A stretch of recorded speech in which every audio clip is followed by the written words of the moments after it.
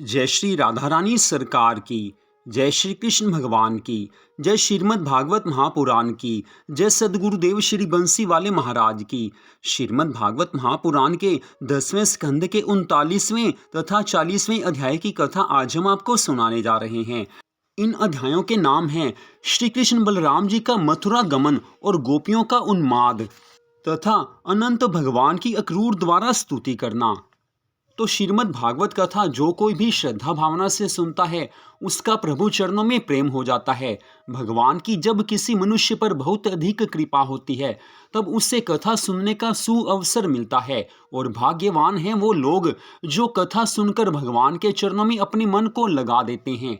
जो कथा श्रद्धा भावना से सुनेंगे उनका मन अपने आप भगवान के चरणों में लग जाएगा, लेकिन जो कथा का सुअवसर प्राप्त होने पर भी उसमें मन नहीं लगाते उनका मनुष्य जीवन व्यर्थ ही चला जाता है, क्योंकि बिना भगवान की कथा सुने कभी भगवान से प्रेम नहीं हो सकता। कथा सत्संग ये दोनों आवश्यक हैं, इतने ज़्यादा आवश्यक हैं कि इनके बिना मनुष्य की सद्गति नहीं हो सकती है। हमें मनुष्य जीवन मिला है, लेकिन इस मनुष्य जीवन को सफल कैसे बनाना है ये तो कथा सुनने से ही पता चलता है। बिना कथा श्रवण किए, बिना सत्संग में जाए कभी इन बातों का उत्तर नहीं मिलता है।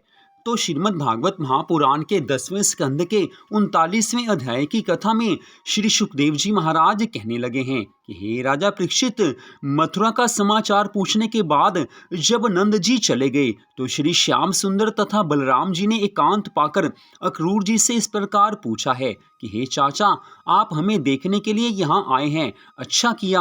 अब आप ये बताइए कि मथुरा वासियों के दिन कैसे कट रहे हैं। हमारे माता पिता वसुदेव देवकी अच्छी तरह से तो हैं। हे चाचा, हमें अपने माता पिता के बंदी होने का बड़ा दुख है, क्योंकि वे हमारे ही कारण इतना दुख उठा रहे हैं। यदि वे हमें गोकुल में लाकर ना छिपाकर जाते तो इतना दुख उन्हें नहीं मिलता। अत्यंत आश्चर्य की बात है कि हमारे 6 भाइयों को मारने तथा इतने अधिक पाप करने पर भी कंस की बुद्धि ठिकाने पर नहीं आई है। अब आप कृपा करके हमें राजा कंस के कुछ विशेष समाचार सुनाइए।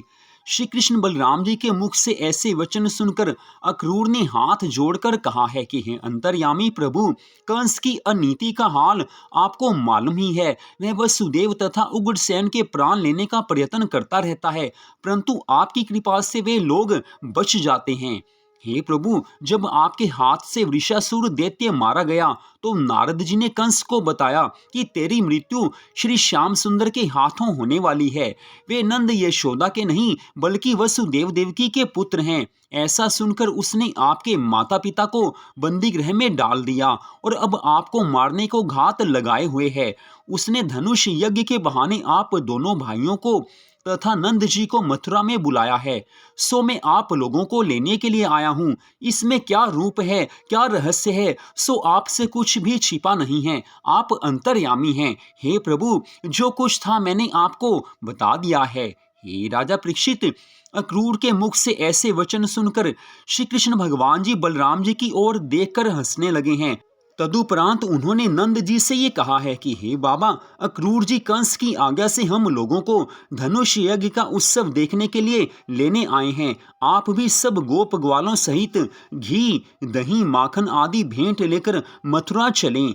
हे राजन, नंद राय ने उनकी बात टालना उचित नहीं समझा, अतः श्री कृष्ण जी की इच्छा जानकर सब गोप ग्वालों को यह कहला भेजा कि राजा कंस ने हम लोगों को धनुष यज्ञ देखने के लिए बुलाया है।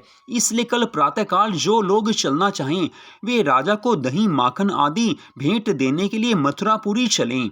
जिस समय सब गोपियों ने यह समाचार सुना कि श्री कृष्ण मथुरापुरी जा रहे हैं तो सब गोपियां बेचैन हो उठी हैं। वे परस्पर एक दूसरे से पूछती हुई कहने लगी हैं कि हे बहन, हमारे ऊपर ये कौन सी विपत्ति आ पड़ी है कि जिन श्री श्याम सुंदर के बिना हम एक क्षण भी जीवित नहीं रह सकती, वही श्याम सुंदर मथुरा जा रहे हैं, उनके बिना हम किस प्रकार जीवित रह सकेंगी। उस मूर्ख अक्रूर को क्या आवश्यकता थी जो हमारे प्राण लेने के लिए यहाँ चला आया।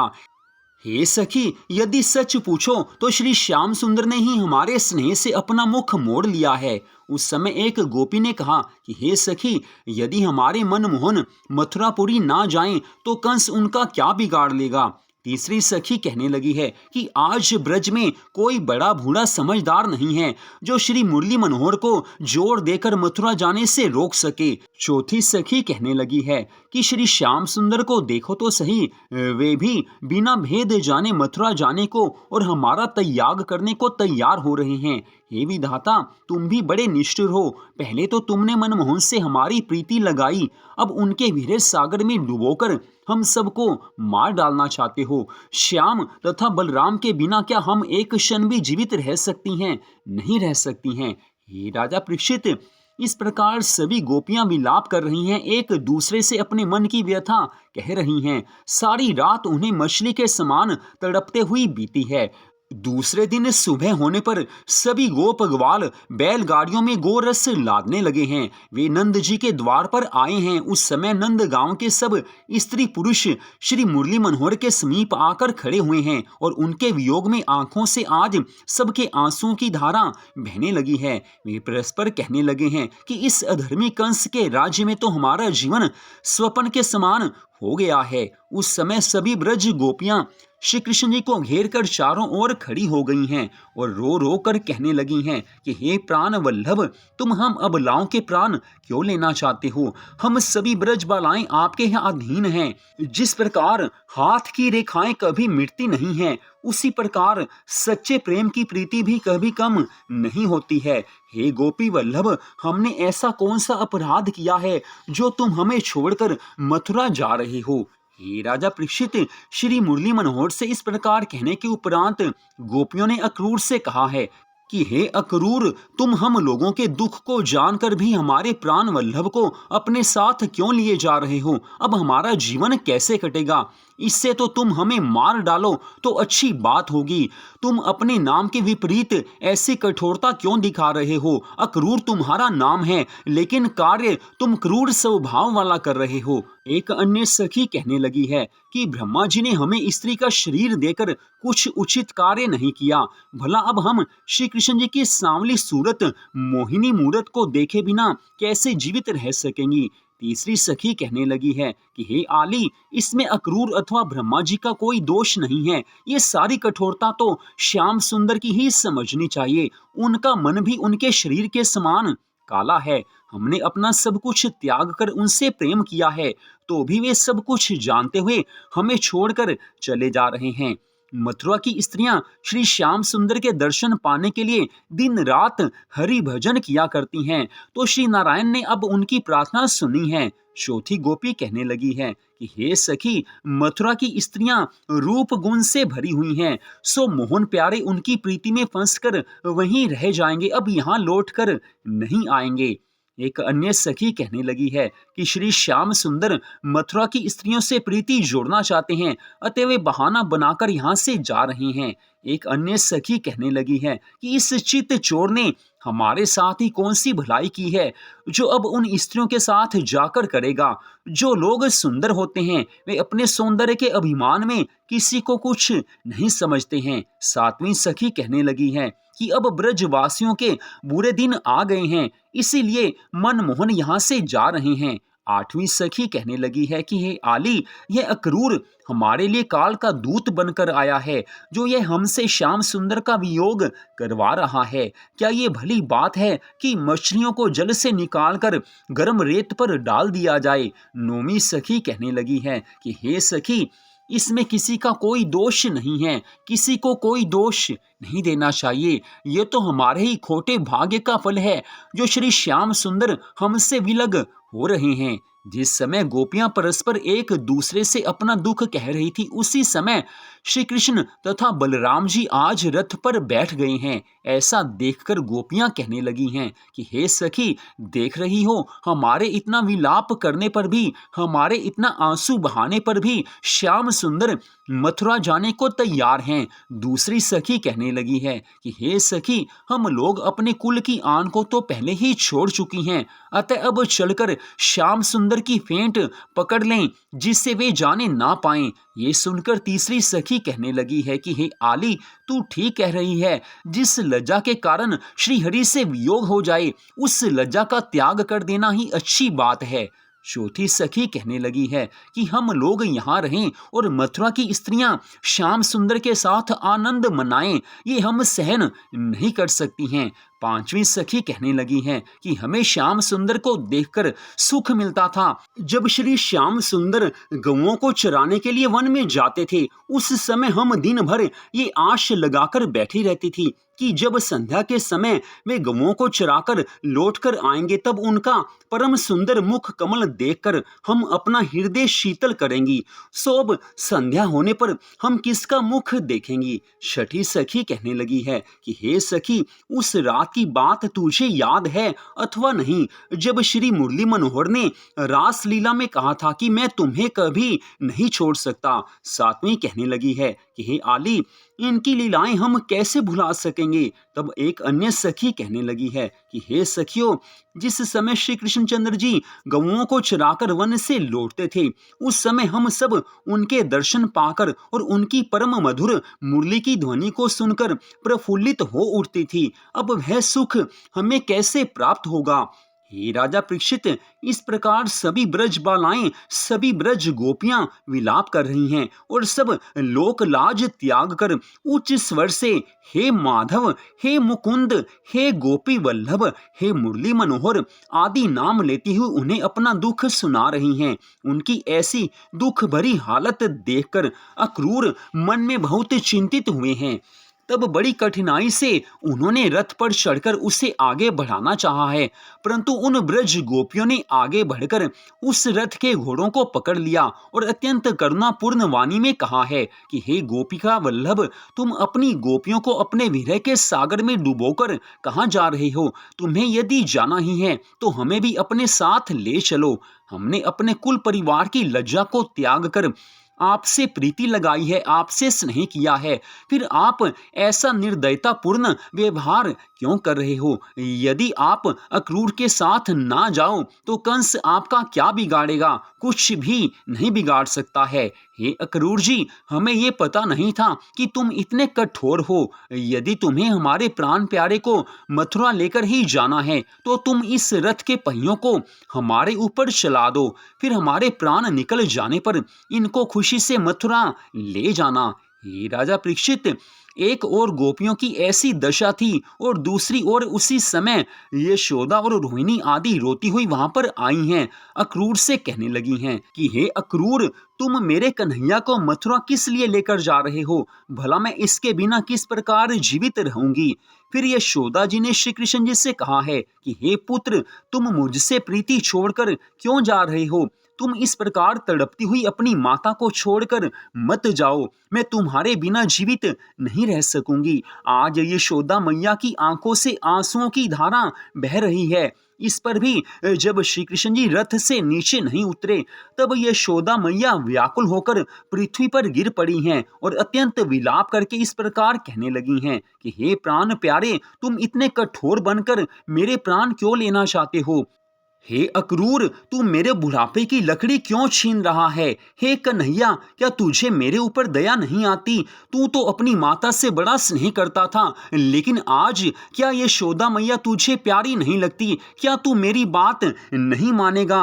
हे कन्हैया, क्या तेरे मन में थोड़ी सी भी दया नहीं रही, जो इस प्रकार निर्मोही बनकर मुझे त्याग रहा है? हे राजा परीक्षित, इस प्रकार यशोदा, रोहिणी और गोपियों ने अत्यंत विलाप किया है, लेकिन श्री कृष्णचंद्र जी मुस्कुराते हुए रथ से नीचे उतर आए हैं और सबसे इस प्रकार कहने लगे हैं कि हे प्रियजनों, तुम कुछ सोच मत करो, मैं तो तुम्हारे कार्य को सिद्ध करने के लिए ही मथुरा जा रहा हूँ। अपने सिर पर जो नित्य का संकट है उसे मिटाकर मैं जल्दी ही फिर ब्रज में लौट आऊंगा। यशोदा जी श्री श्याम सुंदर को अपने कंठ से लगाकर अत्यंत करुणा भरे स्वर में कहने लगी हैं कि हे पुत्र, तुम धनुष यज्ञ देखकर सीधे यहीं चले आना, अपनी मैया को मत भूल जाना। यह सुनकर श्री श्याम सुंदर भगवान ने आज यशोदा मैया को धीरज दिया है तथा यशोदा मैया को दंडवत कर आज प्रभु रथ पर सवार हुए हैं। उस समय नंद जी ने धीरज बंधाते हुए कहा है कि तुम लोग चिंता मत करो, मैं धनुष यज्ञ दिखाकर श्याम बलराम को अपने साथ ही लौटाकर ले आऊंगा।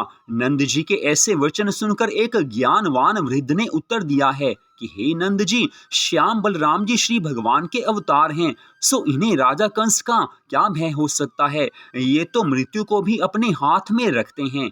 आज ब्रज के सब लोग दुखी हैं, सब गोपियां आंखों से आंसुओं की धारा बहा रही हैं, लेकिन आज प्रभु को, कन्हैया को दया नहीं आती है। भगवान की अपनी लीला है। अगर भगवान यहाँ से मथुरा ना जाएं तो कंस का वध नहीं हो सकेगा। इतनी कथा सुनाकर श्री सुखदेव जी महाराज कहने लगे हैं कि हे राजा परीक्षित, जब अक्रूर ने सबको रोते छोड़कर श्याम बलराम को रथ पर बैठाया और रथ को मथुरा की ओर चलाया, उस समय यशोदा जी अत्यंत विलाप करके इस प्रकार कहने लगी हैं कि हे लाल, मेरी ओर मुड़कर देख तो ले, तेरे बिना ब्रज में अंधकार छा रहा है। इतना कहकर यशोदा मैया फिर से रोने लगी हैं। हे राजा परीक्षित, यशोदा तथा गोपियों की ऐसी आशा थी कि शायद हमारे प्राणेश्वर अब भी लौटकर वापस आ जाएं, इसलिए वे उसकी ओर एकटक दृष्टि लगाकर देखती रही। परंतु जब रथ की धूल दिखनी बंद हो गई,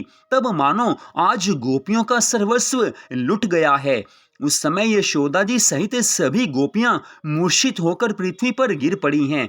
जब कुछ देर बाद उन्हें होश आया तो सब रोती चिल्लाती पछताती हुई अपने घरों की ओर लौट चली हैं। श्री श्याम सुंदर भगवान के विरह में उन्हें मार्ग में दिखाई भी नहीं देता था। आंखों से इतने आंसू बह रहे हैं कि कुछ साफ साफ नजर नहीं आता है। भगवान से प्रेम हो तो ऐसा हो कि भगवान के बिना एक क्षण भी चैन नहीं आए। आज यशोदा मैया, रोहिणी मैया और बाकी सब गोपियां श्री कृष्ण विरह में आंखों से आंसुओं की धारा बहाती हैं। किसी को चैन नहीं है। अब जीवन नीरस लगता है। समझ आ नहीं रहा है कि जीवन कैसे बीतेगा। श्याम सुंदर के बिना हम जीवित कैसे रहेंगी। सब गोपियां घर वापस आई हैं। घर आकर सभी गोपियां श्री श्याम सुंदर के चरित्रों का, उनकी लीलाओं का स्मरण तथा वर्णन करती हुई कहने लगी हैं कि हमें कन्हैया के रथ को जाने ही नहीं देना चाहिए था, परंतु अब क्या हो सकता है। हे सखी, अब तो पछतावा ही हाथ रह गया है। अब हमारे हाथ में कुछ नहीं है। उधर अक्रूर अपने हृदय में विचार करने लगे हैं कि मैंने ये बड़ा बुरा काम किया है, जो कंस के षड्यंत्र की जानकारी रखते हुए भी इन्हें मथुरा लिए जा रहा हूं। यदि कंस ने उन्हें मार डाला तो मैं कहीं भी मुंह दिखाने लायक नहीं रहूंगा।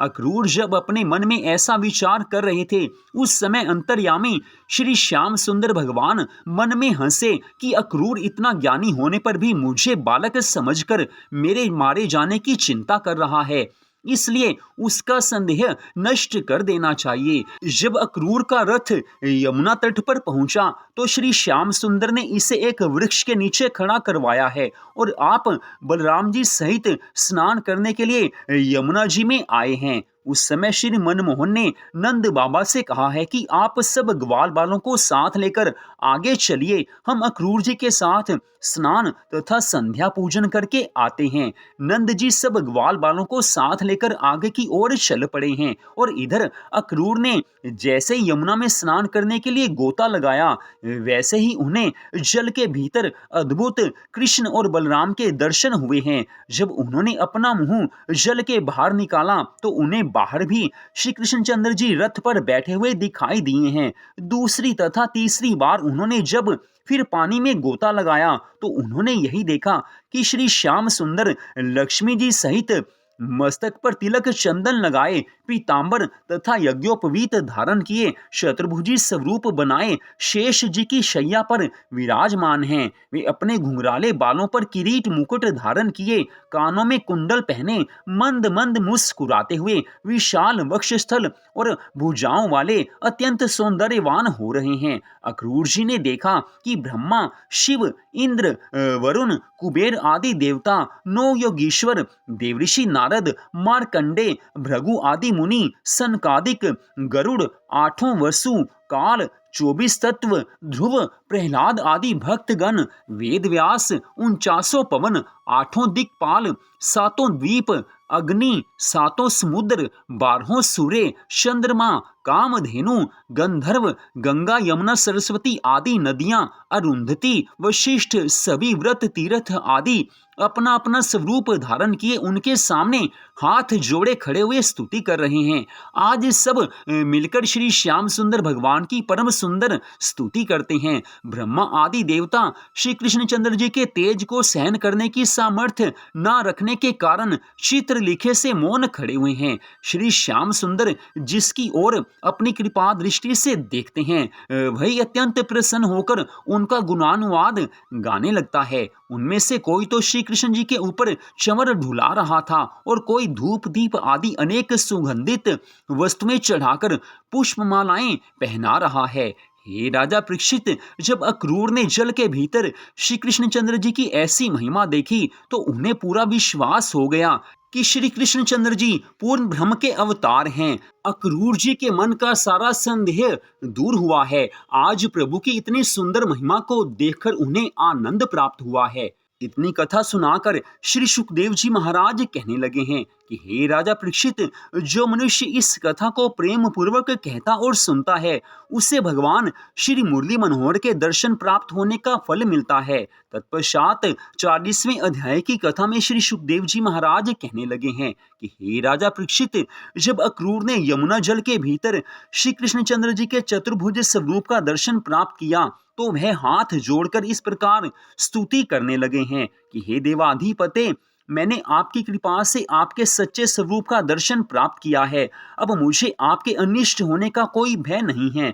इतनी कथा कहकर श्री सुखदेव जी महाराज कहने लगे हैं कि हे राजा परीक्षित, अक्रूर श्री कृष्णचंद्र जी के भक्तों में से थे। भगवान के शुद्ध भक्त हैं, इस कारण भगवान की महिमा का हाल वो जान गए हैं। आज श्री श्याम सुंदर भगवान ने अक्रूर पर कृपा दृष्टि की है, जिस कारण उन्हें ज्ञान प्राप्त हुआ है। वो भगवान की सब महिमा को देख रहे हैं और उसे जान रहे हैं। जिस पर भगवान की कृपा होती है उसे भगवान ज्ञान दे ही देते हैं। तो यहीं पर आज की इस परम सुंदर कथा का विश्राम होता है। अगले भाग में आप इससे आगे की कथा को सुन पाएंगे।